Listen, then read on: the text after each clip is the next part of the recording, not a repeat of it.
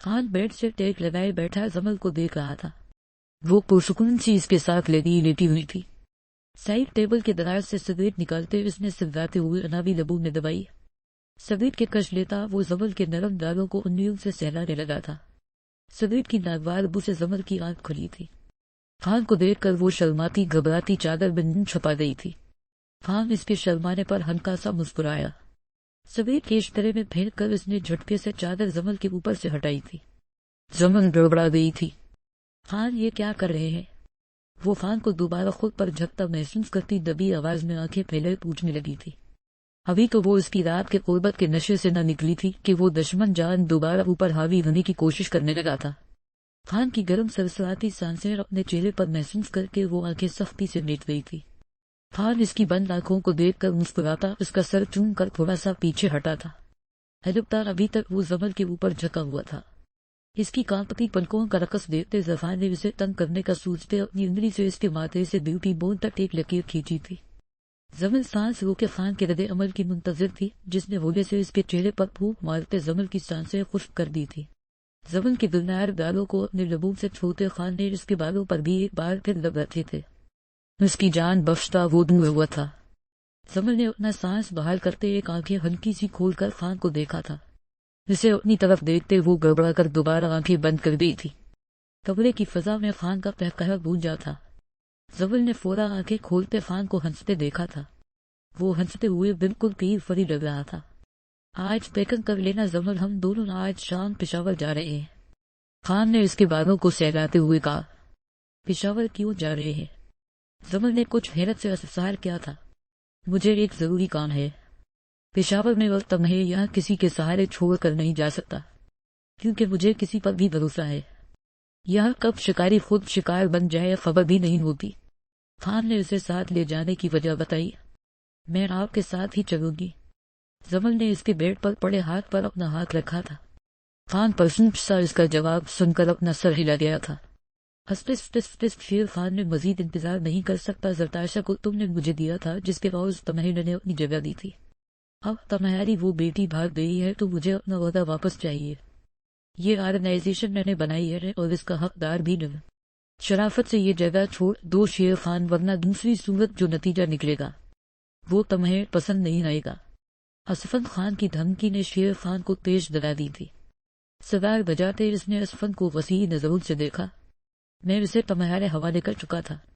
یہ تمہاری ذمہ داری تھی، مگر چچت افسوس تم ایک لڑکی تک کو نہ سنبھال سکے۔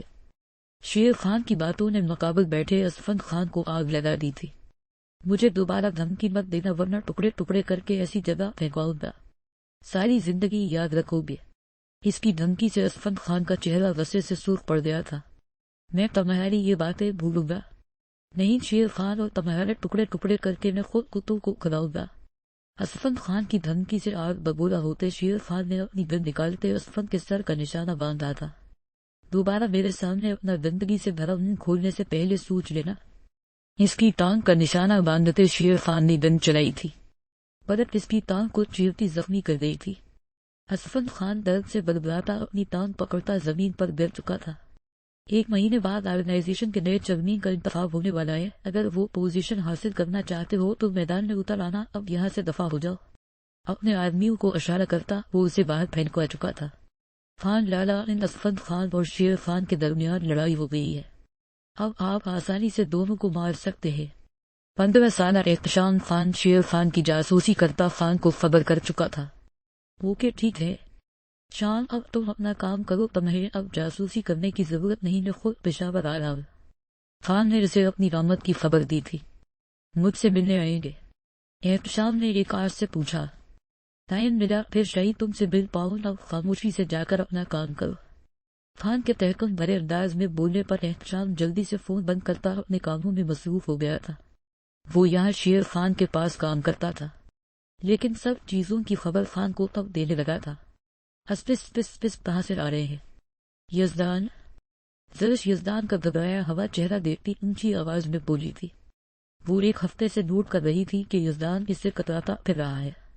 وجہ کیا ہے وہ نہیں جانتی تھی، اور ہر روز رات اس کا گھر لیٹ آنا زرش کو چڑچڑا کر گیا تھا۔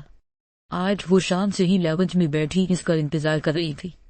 اب اس کو دیکھتے ہی فورا پوچھ بیٹھی تھی جوب سے واپس آ رہا ہوں اور کہاں سے آنا تھا؟ نہیں زرش، یزدان نے سرد آواز میں غراتے ہوئے پوچھا۔ زرش نے اس سے ڈرتے 2 قدم پیچھے لیے تھے۔ یہ کوئی جواب نہیں ہے، ہر روز لیٹ گھر آتے ہیں، میری طرف دیکھنا دوبارہ نہیں کرتے، مجھے اگنور کرتے ہیں، میں یہ سب برداشت نہیں کر سکتی یزدان، وہ نم آواز میں بولی تھی۔ یزدان نے اس کے قریب جاتے کمر سے تھام کر اسے اپنے سینے میں بھیجا تھا۔ سوری زما زرگیہ، آج کل کام کا بہت زیادہ پریشر ہے اور پھر نئے لوگوں کے ساتھ کام کرنا آسان نہیں ہے، یزدان نے پیار سے اسے بتایا۔ زرش نے اس کے سینے سے سر اٹھا کر دیکھا تھا، وہ کچھ بولنے والی تھی، جب یزدان کے کالر پر نظر پڑتے الفاظ اس کے حلق میں دم توڑ گئے تھے۔ خون کا ایک دھبا اس کی شرٹ پر واضح دکھائی دے رہا تھا۔ یزدان نے اس کی نظروں کے تعاقب میں اپنی شرٹ دیکھتے ہی جبڑے بھیج لیے تھے۔ دور ہٹے مجھ سے، یہاں آ کر بھی آپ نے لوگوں کو مارنے کا کام شروع کر دیا ہے، وہ مچل کر یزدان کی گرفت سے نکلتی پیچھے کی طرف قدم اٹھاتی چیخ کر بولی تھی۔ زرش، مجھے ایکسپلین کرنے کا موقع دو، یزدان الجھایا بولا۔ مجھے کچھ نہیں سننا یزدان، آپ کو میری پرواہ ہی نہیں رہا، کو جو کرنا ہے کرے، مجھے اب فرق نہیں پڑے گا، وہ تھک چکی تھی اسے سمجھا کر صحیح راہ دکھلاتے ہوئے۔ وہ لوگ مجھے مارنے آئے تھے، اگر میں انہیں نہ مارتا وہ مجھے مار دیتے، تمہیں کبھی خبر بھی نہ ہوتی مجھے قتل کر دیا گیا ہے، اور تمہیں کتنی بار سمجھاؤں، جن لوگوں کو میں مارتا ہوں وہ گنہگار ہوتے ہیں، معصوم لوگوں کو نوچتے ہیں، اسی لیے ان کو مارتے ہوئے مجھے فرق نہیں پڑتا۔ یزدان زرش کے قریب آتا، اس کے بازو تھام کر اس کی آنکھوں میں دیکھتا بولا تھا۔ زرش نے اپنے حلق میں رٹکے آنسو کے بولے کو بمشکل بند توڑنے سے روکا تھا۔ کیا ہم یہاں بھی محفوظ نہیں رہے یزدان؟ وہ نم آواز میں یزدان کے سینے پر سر ٹکاتے پوچھنے لگی تھی۔ آخر کب جان چھوٹے گی ان کی کس سب سے؟ ہم یہاں مکمل طور پر محفوظ ہیں، تم فکر مت کرو، اس بار میں تمہیں کچھ نہیں ہونے دوں گا، یزدان نے اس کی کمر کے گرد بازو باندھتے نوبت سے کہا تھا۔ زرش نے اس کی شرٹ کو مٹھی میں دبوچتے اس کے سینے پر لگ رکھے تھے۔ مجھے دوبارہ اگنور مت کیجیے یزدان، مجھ سے آپ کی بے رخی برداشت نہیں ہوتی، زرش شکوہ کرتی بولی تھی۔ اب دوبارہ ایسا نہیں کرو گا زما زرگیہ، یزدان نے اس کے گرد حصار مزید تنگ کیا تھا۔ زرش نے سکون کا سانس لیا تھا۔ زرتاشا اٹھو، یونیورسٹی نہیں جانا کیا؟ اپنے کمرے کے دروازے پر ہوتی مسلسل دستک سے زرتاشا کی آنکھیں پٹ سے کھلی تھی۔ اس کی سب سے پہلی نگاہ اپنے گرد حصار باندھ کر دیکھتے زمان پر پڑی تھی۔ زرتاشا دروازے کی جانب دیکھتی مہناز بیگم کی آواز سنتی گھبرا گئی تھی۔ زمان سے خود کو چھوانے کی کوشش میں نڈھال ہوتی وہ ہانکتی ہوئی مہناز بیگم کو جواب دینے لگی تھی۔ مورنین، میں اٹھ گئی ہوں، زمان کا لفظ اپنے کندھے پر محسوس کرتے وہ لڑکھڑاتی زبان میں بولی تھی۔ زمان اسے گھبراتا دیکھ کر مسکراتا ہوا اس کی صاف شفاف چمکتی گردن پر اپنی ناک پھیرتا اس کے وجود کی خوشبو خود میں بسانے لگا تھا۔ زرتاشا کی دھڑکنیں بے قابو ہونے لگی تھی، اس کی ہتھیلیوں میں نمی آنے لگی تھی۔ دروازہ تو کھولو، مجھے بات کرنی ہے۔ مہناز بیگم کے تحکم بھرے انداز پر زرتاشا کا رنگ بڑھ گیا تھا۔ مورے ابھی میں لیٹی ہوئی کف، کچھ دیر میں آپ سے نیچے آ کر ملتی ہوں، پلیز بس 5 منٹ لیٹنے دے۔ زمان کی پوروں کو اپنی کمر پر حرکت کرتا محسوس کر کے وہ پسینے میں بھرتی مدد بھرے انداز میں بولی تھی۔ زمان اس کی حالت سے خاصا محظوظ ہو رہا تھا، تبھی مزید اسے چھیڑ رہا تھا۔ زرتاشا نے زمان کا ہاتھ پکڑ کر اسے روکنے کی کوشش کی تھی۔ اچھا جلدی آ جاؤ، میں انتظار کر رہی ہوں، مہناز بیگم بول کر چلی گئی تھی۔ زرتاشا نے مہناز بیگم کے جاتے ہی سب کا سانس لیا تھا۔ زمان نے زرتاشا کے بالوں کو نرمی سے اپنی گرفت میں لے کر ہلکا سا جھٹکا دیتے اس کی گردن مکمل اپنی طرف موڑی تھی۔ زرتاشا نے آنکھیں پھیلا کر زمان کو دیکھا جس نے نوبت سے اس کے سر پر بوسہ دیا تھا۔ زمان، آپ پلیز اب جائیں، زرتاشا گہرے سانس بھرتی اس کو مزید خود پر جھکتے دیکھ کر بولی تھی۔ زمان اس کی حالت دیکھتا اپنے زور جذبات پر قابو پاتا اس کے گلابی روئی جیسے گالوں کو شدت سے چومتا پیچھے ہٹا تھا۔ زرتاشا نے اپنی رکی ہوئی سانسیں باہر کی تھی۔ اپنے ہاتھ میں موجود زمان کا ہاتھ چھوڑتے اس نے اپنا تپتے گالوں پر رکھا تھا۔ زرتاشا زمان کا ہاتھ دوبارہ اپنی کمر پر محسوس کرتی گتی سے اٹھتی واش روم میں بھالی تھی۔ زمان کچھ دیر بیڈ سے ٹیک لگانے کے بعد بیڈ سے اٹھتا جس راستے سے آیا تھا وہاں سے واپس چلا گیا تھا۔ پشاور میں موجود اپنے اصلی گھر پہنچتے خان زمل کو چھوڑ کر کچھ دیر کے لیے باہر گیا تھا۔ یہاں ہر طرف سخت سیکیورٹی کا انتظام تھا۔ گھر میں ملازمین بھی موجود تھے۔ زمل بور ہوتی خود ہی فریش ہونے کے بعد اپنا اور خان کا سامان الماری میں رکھنے لگی تھی۔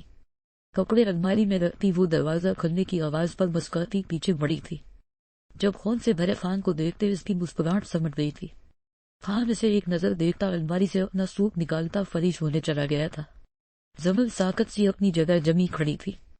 جب خان فریش ہو کر واپس آیا تھا، اسے ایک جگہ کھڑا دیکھ کر خان اپنے گیلے بالوں کو ہاتھوں سے جھٹکتا زمل کے قریب آیا تھا۔ میرے قریب مت آئیے گا، وہ سرد آواز میں بولی تھی۔ خان نے ایک سرد آہ خارج کی تھی۔ زمل کس بات پر ہماری پہلے بحث ہو چکی ہے؟ میں تمہیں بتا چکا ہوں، میں یہ کام نہیں چھوڑ سکتا، خان سپاٹ انداز میں بولا تھا۔ کیا آپ چاہتے ہیں آپ کے بچے اس ماحول میں پرورش پائیں جہاں اس کا باپ ہر دوسرے دن لوگوں کے خون میں نہا کر واپس آتا ہے؟ کیا آپ چاہتے ہیں آپ کی بیٹی کو بھی کوئی زرش کی طرح کرنی کر کے مار دے یا پھر میری طرح اس پر تشدد کر کے اسے جلا دیا جائے؟ وہ اپنے بازو پر بنے جلے نشان کو دیکھتی تکلیف سے بولی تھی۔ اس کی باتوں سے خان کی رگیں تن گئی تھی۔ وہ صحیح کہہ رہی تھی، یقیناً آج نہیں تو کل جلد اس کی بھی اولاد ہو جائے گی۔ کیا پھر بھی وہ ایسا ہی کرے گا؟ میں اس بارے میں سوچوں گا، خان اپنی آنکھیں بند کر کے کھولتا تنے ہوئے اعصابوں سے بولا تھا۔ زمل کس کے قریب آئی تھی۔ خان کے کندھوں پر ہاتھ رکھتے اس نے نرمی سے سہلائے تھے۔ خان کے تنے اعصاب ڈھیلے پڑنے لگی تھی۔ آپ ایک قدم صحیح راستے کی طرف اٹھائیں، اللہ پاک آپ کے لیے آسانیاں پیدا کرے گا، وہ بہت رحیم ہے، اس کی طرف لوٹائیں، آپ کی ہر منزل آسان ہو جائے گی۔ زمل کی بات سے خان نے سر ہلایا تھا۔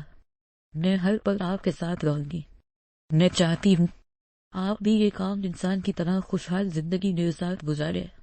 زمل نے اسے سمجھایا۔ خان نے اس کا جلے ہوئے بازو والا ہاتھ پکڑا تھا۔ اس کی شرٹ کو بازو سے کھسکا کے خان نے وہاں بنے نشان پر محبت سے اپنا لمس چھوڑا تھا۔ تمہاری جان کی حفاظت میری ذمہ داری تھی اور میں اس میں بھی کامیاب نہ ہو سکا۔ اس کے لہجے میں منار تھا۔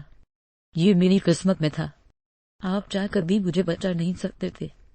وہ خان کے بالوں میں اپنا دوسرا ہاتھ پھیرتی بولی تھی۔ اس کا لفظ زمل کو سکون بخش گیا تھا۔ خان نے دھیرے سے سر ہلایا تھا۔ میں آپ کا انتظار کر رہی تھی، اب آپ آ گئے ہیں تو کھانا کھاتے ہیں، مجھے بہت بھوک لگی ہے۔ زمل اس کا ہاتھ پکڑتی باہر لے گئی تھی۔ شیر خان کو یہاں خان کے آنے کی خبر مل چکی تھی۔ وہ خان کو مروانے کے نئے طریقے ڈھونڈ رہا تھا۔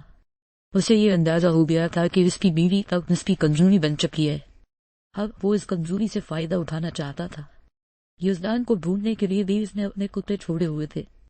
وہ خان کو ختم کر کے آرام سے ساری زندگی اس سیٹ پر بیٹھ کر راج کرنا چاہتا تھا۔ خان کے گھر کے گرد آدمیوں کو تعینات کر دو، شکار خود چل کر شیر کی کچار میں آئے ہیں، موقع پاتے ہی اس کی بیوی کو اٹھا لینا، اور اسفند خان پر نظر رکھو، آج کل بڑا سر پر چڑھ رہا ہے۔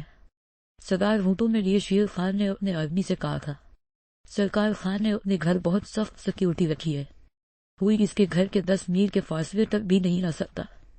اس کے آدمی نے شیر خان کو بتایا، اس کی سیکیورٹی کو خرید لو، جتنے پیسے لگے مجھ سے لے لینا، لیکن جلد سے جلد کام ہو جانا چاہیے۔ وہ چیئرمین کے لیے ہونے والے انتخاب سے پہلے خان کو ختم کرنا چاہتا تھا۔ جیسا آپ کہے سرکار۔ شیر خان کا ملازم سر ہلاتا وہاں بے چکا گیا تھا۔ شیر خان کسی بھی حال میں خان کو مزید مضبوط نہیں ہونے دینا چاہتا تھا۔ اگر وہ ایک بار آرگنائزیشن کا چیئرمین بن جاتا تو اس کے لیے شیر خان کی جگہ حاصل کرنا مشکل نہیں تھا، اور اسی سے شیر خان ڈرتا تھا، اور یہی ڈر وہ خان کو قتل کروا کر ختم کرنا چاہتا تھا۔ اس کے لیے خان اس کی اولاد نہیں تھا، بلکہ قریب دشمنوں میں سے ایک تھا۔